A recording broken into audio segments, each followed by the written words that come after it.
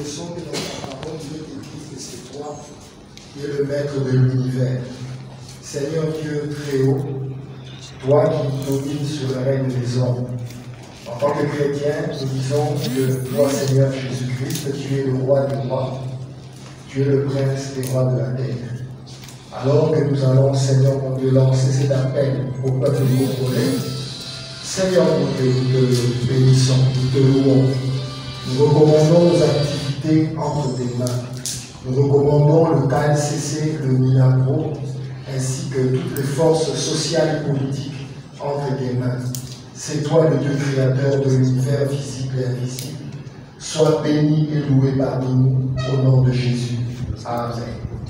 Mesdames et messieurs, Congolaises et Congolais, chers membres de la presse, en moins d'une semaine, les forces sociales et politiques ont pris la mesure de l'importance à communiquer pour une seconde fois à la population congolaise et à l'opinion internationale à propos de la tenue de la grande marche pacifique et populaire.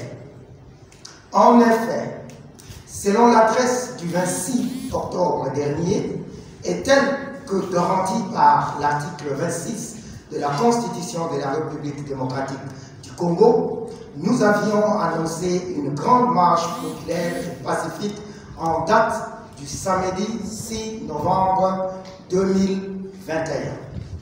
Malheureusement, quelle n'a pas été notre indignation d'apprendre que d'autres organisations, avec l'intention manifeste de nuire, ont organisé en même date une marche sur toute l'étendue de la ville de Kinshasa. Face à une telle adversité et dans la recherche de la paix, alors que la volonté populaire sera exprimée, nous avons décidé de décaler d'une semaine la tenue de cet événement d'envergure nationale. Nous demandons ainsi à toute la population déjà mobilisée à ne surtout pas céder à la provocation. Fidèles à nos valeurs chrétiennes et républicaines, nous userons de la patience. La grande marche pacifique et populaire aura bel et bien lieu, mais le samedi 13 novembre 2021. Je répète, la grande marche pacifique et populaire aura bel et bien lieu, mais plutôt le samedi 13 novembre 2021. La sécurité de tous à l'aller, tout comme au retour, sera garantie par l'autorité compétente. Nous citons le gouverneur de la ville-province de Kinshasa, son Excellence Chantini Ngobila Mbaka. Comme vous le savez déjà, c'est en réponse à l'appel du KLCC et du MILAPO, structure organisée des laïcs catholiques et protestantes, que les forces sociales et politiques se sont mobilisées comme un seul homme pour dire non à la CENI telle qu'elle a été imposée par le président de l'Assemblée nationale et le président de la République. Nous sommes mobilisés pour faire échec à l'escroquerie durable. Nous voulons que la sécurité des Congolaises et des Congolais soit garantie dans la partie est du pays, plus précisément à Ituri et dans le nord Kivu. Nous voulons que nos enfants aient accès à une éducation digne et que le métier d'enseignant soit respecté par un salaire décent. Chers frères et sœurs, insidieusement, des stratégies sont mises en place pour conduire le pays vers une dictature qui ne dit pas son nom. Une seule date à retenir pour une démonstration de la volonté du peuple congolais, souverain primaire, le samedi 13 novembre 2021. Que vive la République démocratique du Congo, que Dieu bénisse la République démocratique du Congo. Je vous remercie. Un élément important qui manquait, elle va s'étendre sur toute l'étendue de la République démocratique du Congo, c'est-à-dire dans toutes les grandes villes de la République. Et sur Kinshasa, le programme, comment on appelle ça? L'itinéraire sera annoncé à temps voulu. En Lingala, tolobi boye. Mboka na biso ezali na pasi o lokola boyingi. Bapesi biso équipe ya seni oyo esalemi na ndenge oyo que boyokani esalemi te lokola mibeko ya mboka esengi yango. Mibeko ya mboka esengi que seni wana po ke bacha équipe na bango, il faut balanda procédure pe ba respecter ba loi ya mboka na biso. Kasi malgré ba effort oyo batata na biso ya ba mangomba ya katolika pe ya protestant basali pona ete seni ya malonga ezala mise en place oyo ke bandeko ba parti nyonso bayokani tosuki kaka ya que forcing esalemi na bokambami ya président ya assemblée nationale pe endimami na mokambi ya mboka na biso président de la république. Na yango biso mangomba ya balaïque catholique pe protestant tokanisi que mboka oyo po ke kimia ezala esengeli ke ba élection eleka na condition ya malamu. Ba élection po eleka na condition ya malamu esengeli ke seni oyo esalemi en place nonobstant bakombo ya bato bakoleka ezala seni oyo endimami na baparti prenante nyonso kasi yango esalemi te. Mpona yango tokanisaki ke tokoki kondimaka ba forfaiture lokola oyo wana te. Tosalaki appel na bandeko nyonso ba force sociale pe politique mpona ke elongo tokoka kobare nzela na oyo esalemi na ndenge mibeko ya mboka na biso esengi te. Bandeko ya ba mouvement citoyen pe ba force sociale mosusu pe ba parti politique ndenge bomoni échantillon ezali awa balandaki yango pe tosalaki déclaration ya liboso po ke marche esalema na date ya le 6 novembre semaine poso oyo ezoya kasi badongolo misu oyo balingi kimia te na mboka na biso bazwi mpe batie marche mosusu na même date. Biso tolingi mobulu te na mboka na biso. Mobulu tosi tomoni yango mingi na est. Bandeko na biso mingi bakufi. Toboyi tokende na ba affrontement entre biso na biso bana ya mboka. Tonyimi tozonga sima mpona kopréserver kimia na mboka na biso.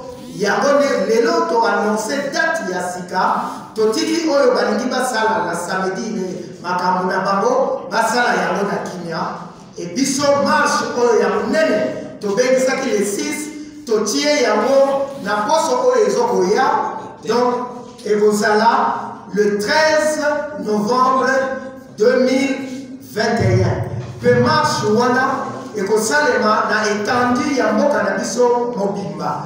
Ba grande ville nyonso o bazolanda biso na banzela ya ba internet pe ya télévision to pe ba radio to pe ba message na ndenge mutu nyonso kati na biso na mboka oyo alingi kimia ezala na mboka na biso oyo elingi ke ba élection eleka na ndenge ya malamu ke tango ba élection eleki oyo ba voter ba proclamer ye na seni andimama na biso nyonso tozala elongo nsima na ye po akamba mboka na biso ekende na développement mutu nyonso oyo alingi yango alingi kimia le 13 novembre 2021 botelema tokita na nzela mpe tokopesa baitinéraire ntango ngonga ekoya mpona ke Oui. Et que pour que le peuple elingi et salema pour bandini bakambi to pour la bango pour la volonté du peuple. Quasiment choisir que la kaka pour la makambo politique te, kaka pour la makambo ya seni te.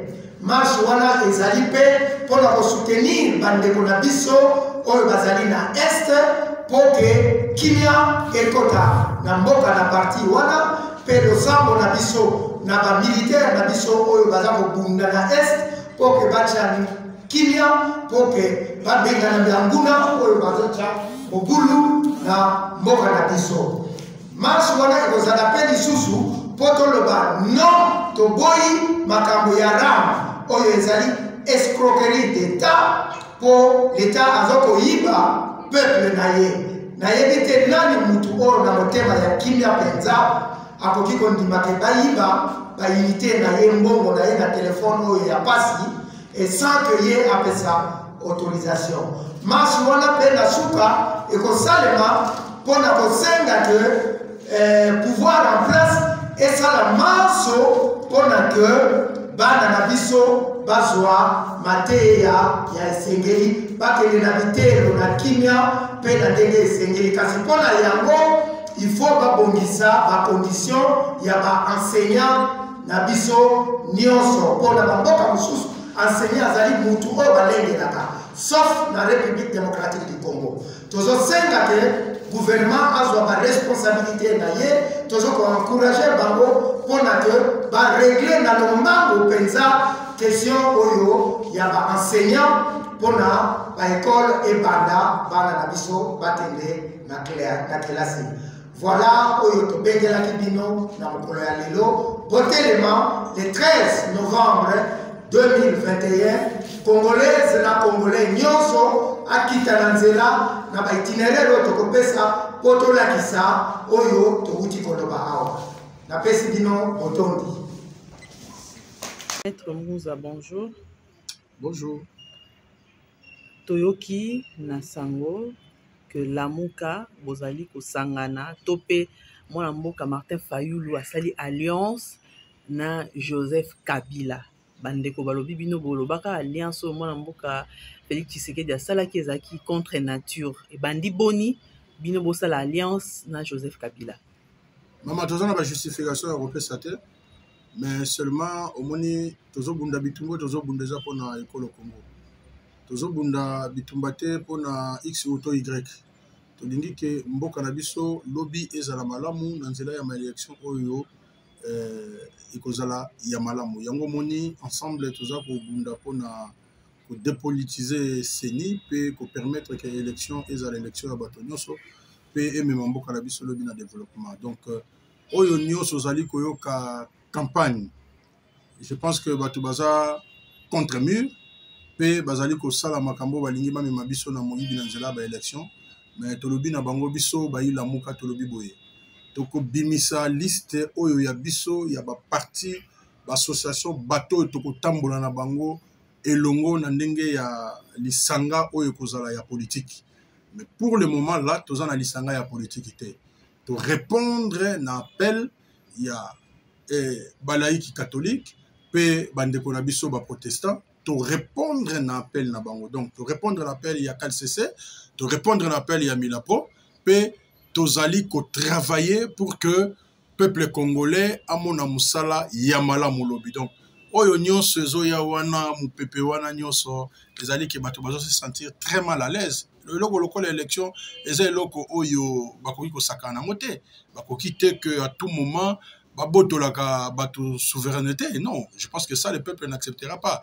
Donc bacha X to Y to répondre à un appel oyo bandeko na biso ya église catholique pe protestante balancer. Donc ceux qui ont na bandeko mso ba romona ke il faut ba répondre non ba répondre mais toke comme la muka à titre individuel. Voilà. Avant to kota makambo ya marche a prévu les 6 est-ce que réponse na bino wana ezali plateforme ezali front ezali rassemblement toza na plateforme te mama toza na rassemblement te to répondre na appel ya bandeko ya catholique pe bandeko protestant tout simplement parce que bazali peine à mission ou bazali prophétique pour na mboka na biso kende liboso. Donc o ya mabe za ko salama ba moni pe keza ya mabe, mais est-ce que zali intéressant que biso to bunda pour na congolais ensemble?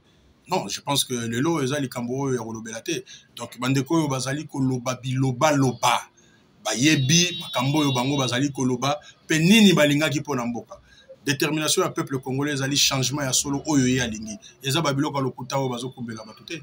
C'est clair. Bolingo organiser marche le 6 novembre oyo bandeko balobi bo organiser ba marche produisant nini. Parce que bo organiser qui pays ceux qui ont vivre les lots, c'est parce que le peuple congolais se met toujours debout pour na a bunda kemboke kende liboso.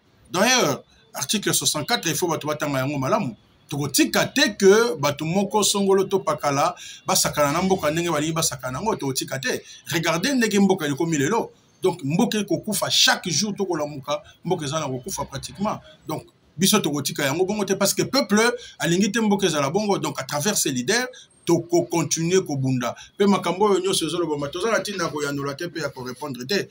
Toza na mobilisation peut toujours continuer aussi la mobilisation pour que makambo ezala tina ya marche bozo ça les até pour bossa qui marche wa kaka les mêmes jours ba entériner mon mboka maman ozali journaliste banda to bandi voix o ya démocratie bitumba ya démocratie ezalaka soko ozali na ngambo oyo ozali na résistance zala courageux soko ozali na ndambo oyo bazalaka bazu pouvoir oyo esalami na nzela ya braquage électoral il faut bazala tolérant to kende to ndimaki démocratie il faut to respecter le principe de la démocratie. Tous on a besoin de NT, tous on a besoin de makambo ou msusu pas pambate. To respecter le principe de la démocratie, pour que monde que peuple ndaro za la mokonzi.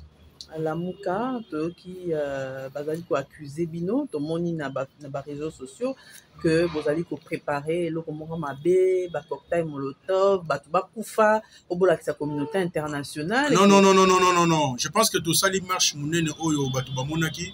D'abord to mobiliser na mbongo te. Peuple congolais a besoin bongo mutute ba o ba tchaka mbongo lelo to yebi place basuka to sala ka mobilisation mutu aye ye na volonté na ye. Nous avons marché au yebi kende konabiso David Kalalazate parce que tout simplement il y avait cette intolérance politique na era kozonga ba kamati na bis pe bazu ba beti lelo azana biso longote. Donc to sala ka mobilisation gratuitement na volonté o ba to bazala nango pour na changement ya mboka pe to respecter ka peuple wana. Ce que zana bandeko bazana ba campagne bazo sala ba campagne nyonso. Je pense que bazo perdre de temps na bango. Parce que la dictature ezalaki na ba moyens ébélés mais peuple ndé avec sa force na ye bandeko ba gérer 18 ans durant FCC ba nyokoli mboka peuple ndé a trouvé qui sort na ye. Donc la situation a été réglée depuis 2018 mais seulement ils ont bateau ba lingaki te que makambo sala mandenge peuple lingaki. Donc le peuple doit continuer à réclamer sa souveraineté oyo ya lingi yango ndé ya kolingaki et sala mananzela ya bato oyo ya kopona ndenge ya solo. Est-ce que vous pensez que marche ndeza nzela est solo pour na bosomi ya mboka na biso? Constitution ya république ndé pesi ba moyen oyo bato bakoki ko sala pour que ba lobake to sepel na eloko oyo te to sepel na eloko songolo pakala. Donc à partir du moment où la loi des lois, la constitution de la république et pesi biso nzela wana que ya ko manifester c'est à ça la manifestation te. Donc c'est une manifestation publique et pacifique. Ndeko Mbosso alobi azo prêcher kimia alobi il faut dialogue na kati ba institution lia okendaka ko lukaka na ba mboka bapaya ko lukaka ko sala ba lobbying pour na ba ko intervenir te to ko sala dialogue na ndenge ya ba institution te la mukeza formel parce que ba institution oyo yebi ke assemblée wana ndenge zali wana bato belé baza kuna ba vota bango te eleka na ndenge ya fabrication ya ba résultat. Yango tozali ko bunda ke makambo wana sala malisusu te toko sala yango bongo te mama na bandela kasoyi to kendaka élection en 2018 ezate parce que tozaki na constitution kitoko. C'est parce que bandeko basonga kibiso tozui accord ya Saint-Sylvestre totale ndenge nini tokoyi ko bongisa makambo pe to bongisi yango ensemble parlement entériné kaka parce que pour le parlement on ezalaki kaka ya qui sont pour qui sont contre ndenge zalelo. Donc Parlement où ezali qui à tout moment majorité ont changé parce que bah si tel ou tel mbongo tout ça. Vous pensez vraiment que ils ont la crédibilité belé que bah ça va nous charger à ça makambola. Non, le pays va mal. Il nous appartient nous politiciens il y a qu'à se ressaisir par rapport à ndenge peuple aza konyo comment. Alors ce qui ndenge peuple azo konyo comment biso to lobito tika yango mais nous perdons toute crédibilité vis-à-vis il y a venir il y a bato o bakoya simana biso balumumba ba l'état qui prend l'indépendance bato bazomela ki bango. Mais lelo to moni que toza la bosomi na mboka na biso Et tout ça, le gâteau amélioré, on a un point notamment sur le point économique, et puis tout ça, le gâteau amélioré. Donc, les lots, la Mouka avec le commandant du peuple, président Martin Fayoulou, Tozali Kobundana peuple congolais.